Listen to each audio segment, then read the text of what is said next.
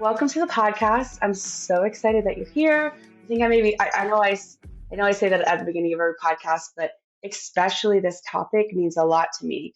So if you go ahead and introduce yourself, tell me a little bit about, what you do, and then we'll just kind of dive in from there. Sure. So thanks again, Casey, for having me on. So excited to be here. So my name is Mary Kingston Roche. I am the founder of a company called Live Curious, and I deliberately made it a verb because we're meant to take action on our curiosity. And before that, I started off my career as a teacher, which really grounded me in just valuing curiosity from seeing it from my students. Then for the past 13 years after receiving my Master of Public Policy, I've been working in federal education and workforce development policy at a national nonprofit, advocating for and securing funding and legislation to improve education and well-being for children and families, especially those most marginalized, and have discovered through my process of working in education and in nonprofits, the power of our curiosity, and yet how much of it is untapped that we can use to really help ourselves internally as people, but also improve our policies and practices and how we relate to each other. So I'm also a mom of two young kids, ages 4 and 6, who inspire my curiosity every day and model that, and have really helped inspire me to take this new step to start my own work. Your work in, education policy and also at a nonprofit was, I guess, like the connecting, part to what we do at NOHS. And I kind of want to touch on that. And then we'll kind of explore, I guess, like the more personal side of why curiosity is, the lens that you decide to focus on. So tell me a little bit more about, your experience, in policymaking world and just the nonprofit world as a whole. Yeah. And how I really discovered came to value the power of curiosity is just reflecting on my policy work. And I've done work at all levels. I was on my local school board, so I have that kind of local level experience. I worked at a national nonprofit advocating for federal education policies, and then have supported advocates at the state level, and realized that great policy really starts with great enriching conversations, to really deeply understand a problem, deeply understand different perspectives, and to find out the best policy solution from there. But too often, and partially because of the policymaking process, that it's not as accessible to everyone as it should be. Oftentimes we see policymakers jump to a conclusion about what is the problem, or only consider their perspective or limited perspectives. And so we end up with policies that are at best inadequate and at worst harmful. And we can do so much better by really nurturing our curiosity and making sure that we're hearing from people, especially that are most impacted but certainly more perspectives, and that we're really thoughtful about addressing the root cause of the problem and not just perhaps a symptom of it. And so that was my inspiration for curiosity coming from the policy world. Just touching briefly on my teaching experience, and we can talk more about this too, but we are born with such powerful curiosity, and we still have it inside us, but at the same time, it's a innate attribute that we all have. It's also a muscle, and over time, we almost don't realize it, but we've been conditioned out of it. And ironically and sadly, it often does start to dissipate once we get to our formal schooling in kindergarten. And it's no fault of teachers and people who are working in classrooms. A lot of it is kind of the policies and requirements we place on teachers to rush through curriculum and to do more surface level learning instead of asking our kids what are they interested in, and designing project-based learning around that, experiential learning, student voice and choice, going deeper into that. And so coming out of that experience, I know we can do so much better. I've seen the power of curiosity-driven learning, and I've been able to do it myself outside of the confines of having been a teacher. So I know it's possible, but really excited to work with educators and parents to help nurture that for their kids as well. I'm so glad that you were able to discover kind of, how impactful curiosity is in the policy making world, right? Because it is a given, and I use that word intentionally, that plenty of people and leaders, that you work beside with, just they do have limited experiences, and a lot of them because maybe of their skin color, the way they were raised, or many factors that aren't chosen but are kind of come with the lived experience, will not ever understand with at least empathy experiences other people have had. It just won't happen because the life that they've been given or brought up in or kind of end up leading just don't create the space. And opposition and hardship um, unfortunately do lead to that lack of experience. So it kind of it, I just don't understand how we've gone so long historically, being okay with, less so now, but being okay with policymakers assuming so much about the people their policies and their decisions have on those that either they represent or even those they're trying to help. It's like, if you can take a step back for a second and be curious and be, critically think. I think curiosity and critical thought have a lot to do with each other. But we continue this pattern of creating solutions to symptoms, which you mentioned in your TED talk, rather than asking the questions that require response and answer from those who actually experience what we're responding to. That doesn't seem very hard to me, but also at the same time, I can unfortunately accept, or I do recognize that there are people that we consider leaders. We even elect, obviously we elect them, that just don't take that step. Maybe their work has just never involved that step to, ask the right questions. So going back again, like it's awesome that you had that kind of aha moment working in that field, right? And then tell me a little bit about your nonprofit work as well. Yeah, so since I exited the classroom and got my Master of Public Policy degree, I've worked at just two organizations, which as a millennial is a lot of time to spend at two organizations. Knowing that most millennials and especially Gen Zers now go to more places, but proud of that because I think this is just somewhat off topic career advice, but I think but related to curiosity, which is it's so important that as humans we keep growing, and as long as you feel like you're growing and you're challenging yourself in some way, it's great if you can stay in an organization for 10 years as I have for this last one, right? So after getting my MPP, I went to it's called the National Association of Secondary School Principals, and they advocate for middle and high school level principals and provide professional learning and conferences as well. And that was my first foray into the advocacy world. And then it was there that I learned about Institute for Educational Leadership, which has been my home for the past 10 years. And really proud to have been there for 10 years. They do awesome work in the education and workforce development spaces and in leadership development for people.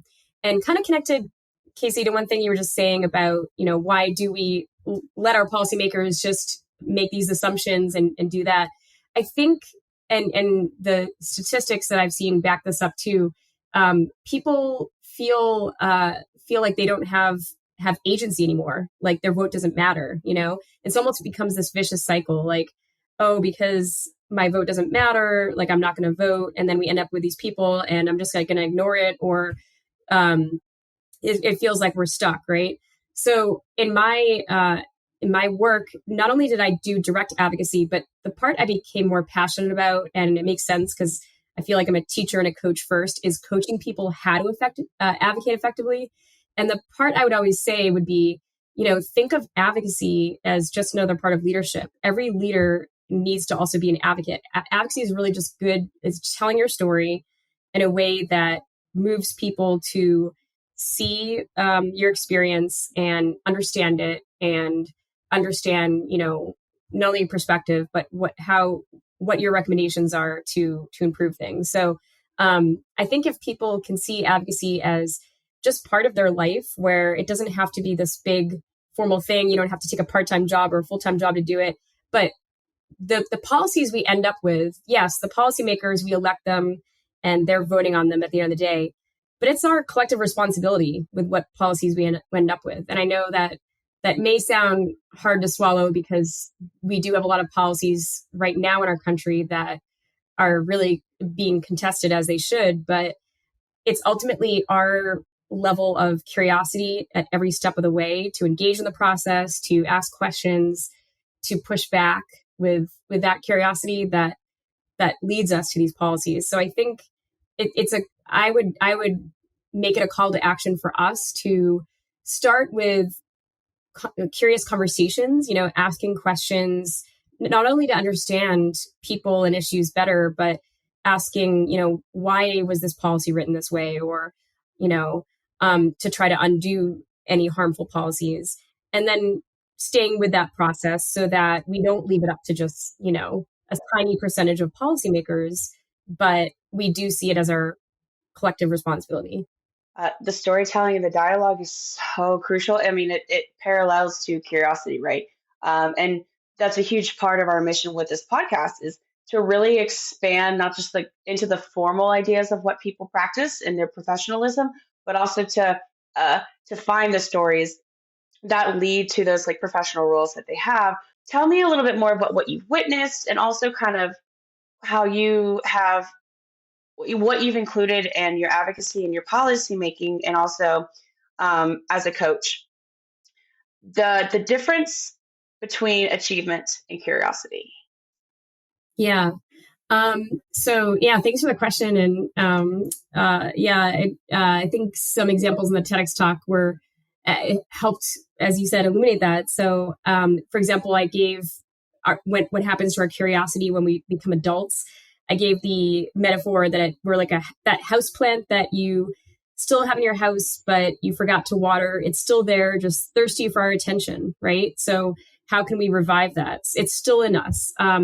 But yes, I mean, what I observed as a teacher is, and this was at the height of our last federal education law, which was No Child Left Behind.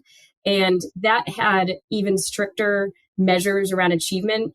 But I would argue, and from talking to a lot of teachers and being in the policy space, that it hasn't changed much. And there's still that culture of just that pressure to get to certain test scores.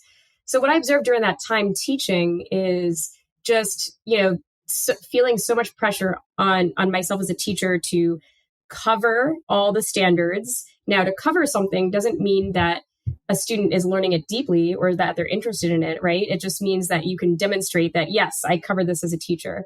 But at the end of the day, it's kind of asking that question, what is our education system for? And I recently wrote a blog where I argue that, how we talk about things as a means to an end or an end in itself.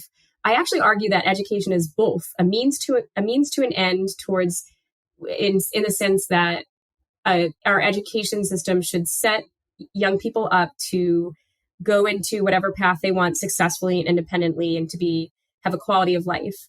But I do believe that it's our responsibility in our K through 12 system to also make it an end in itself, in terms of helping young people develop a lifelong love of learning, right? And we can't do that if we're only focused on the achievement part. So what I would love to see in our, just an example in our education system, some changes, is less emphasis on getting an answer correct and more emphasis on asking really great questions and then giving students tools to research and pursue it in different formats and different ways. And then more peer learning. Students have so much to teach each other, not just teacher to student. So, and I didn't actually do a great job of that when I was a beginning teacher. I didn't stop to think about that as much as I could have. The students in my classroom, let me turn it over to them to teach each other, skills or their experiences. So I think to a certain extent, it kind of goes back to giving up a little bit of the control that we feel we have needed in our education system to move kids through at a certain pace and check boxes, and giving students more freedom to tell us what are their interests and giving them the strategies and the tools to be able to effectively pursue those. Yes, it still means teaching kids how to read well. It still means teaching them math and all the necessary things that in important events in history. But perhaps we don't try to cover as much in one school year, or we reimagine what a school year looks like. Perhaps we don't, and I feel really passionate about this, the kids' access to after school and summer camps and summer learning. Perhaps bringing that into the school day. So for maybe one day a week is just all enrichment. It's kids get to choose what they want to do. And so it doesn't have to be a matter of, can you pay for it, or can you find transportation? We seem to set up a lot of barriers that are unnecessary, but are just how we've done things, right? And one more point about this is you and I have been reading a book called Curious Minds, right? And it's a recent book in the curiosity space. It's a great book. Encourage people to check it out, by Perry Zern and Danny Bassett. So they're actually two twins. One is a neuroscience professor, one is a philosophy professor. And they have this term called critical curiosity, which I love. So they talk about this in terms of teaching and learning. And the idea is using curiosity to question the status quo in order to change things for the better.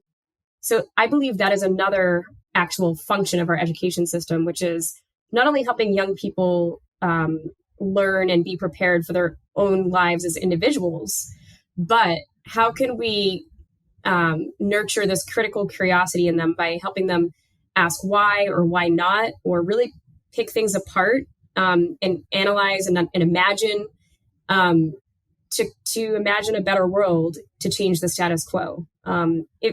Isn't that what our education system should be for as well?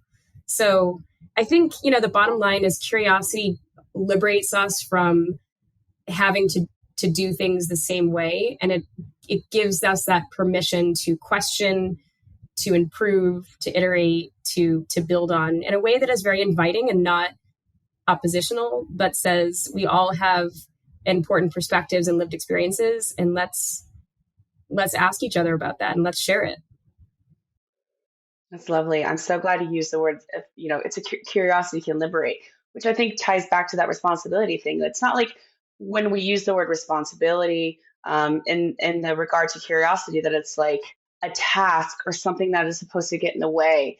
And I think that book, I just kind of thought of this. It's an amazing book. And I think it's something that could be integrated into the books that are, even required reading. So if we step back and we consider what nonfiction pieces of work can expand, critical curiosity, we could even see an opportunity to maybe not disturb the system and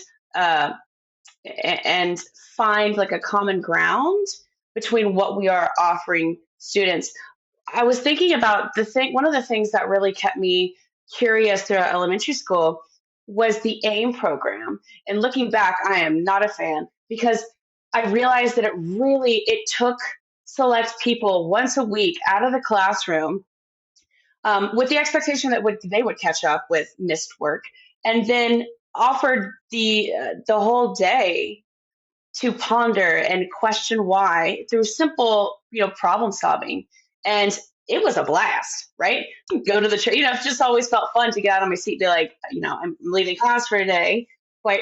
But I can imagine, like, what if we did that for every single person, first graders on Mondays, second graders on Tuesdays, and just really take away that, that privilege and that specialty treatment.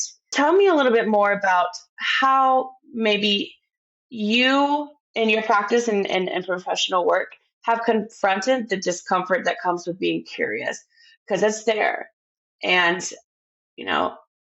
I think those who, even as adults, are curious, well, they kind of sidestep that. They're like more curious than they are uncomfortable. But the majority of people want to be satisfied and in a position where they don't have to try to understand or unpack the unknown. So, what is your kind of approach to that discomfort that comes with curiosity?